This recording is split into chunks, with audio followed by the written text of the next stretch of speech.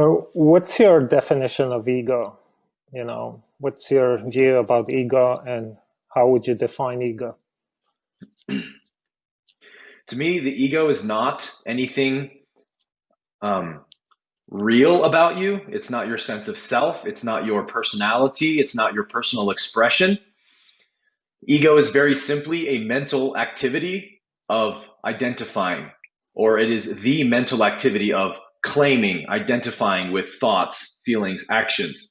So it's not your sense of self or personality, but to the degree you're not aware of this mental activity of identifying, it will very much contaminate and distort your personality. And sometimes that, when people say, oh, your ego is your personality, obviously that's just a very ignorant, misunderstood definition of it. But really, ego is actually the opposite of that. Hmm. Ego, you could say, is the absence of personality. Personality is sort of, you could say, the unique expression or configuration of this psyche in the way that the universe has made it.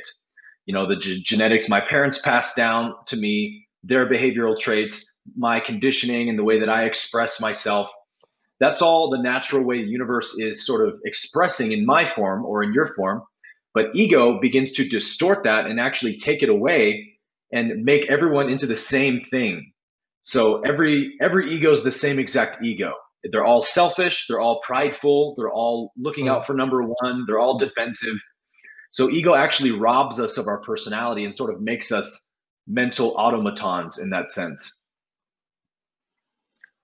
Yeah, I was actually thinking also about, if everything is one consciousness, right? And ego is this individuality, separation, because we are kind of, in a way, we have to be separate to experience everything, right? We got to have our own personalities, our own kind of boundaries. I was thinking maybe ego is actually just like this act of separation or the whatever mechanism or something. But obviously it can become mechanical, right? Because, separation can go into extreme and then it's about me, being too separate, you know. A Course in Miracles defines the ego as the belief in separation. And so, from a biological point of view or a psychological point of view, I would define it as the mental activity of identifying. But from Mm. a maybe like a spiritual point of view, that actually happens because ego is the belief I am separate. I am a separate entity from life, from reality, from you, from others. You're over there, over here, the same. We are different, which means now you are a threat to me. Everything is actually a potential threat to me. And so that's actually why the mind identifies.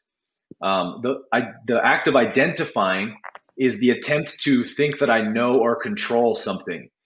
So it gives ego a sense of safety or security or certainty to identify or claim with labels. I am Aaron, this person. I'm this old. I was born on this day. I like these things. I don't like those things. I know who I am. I'm safe.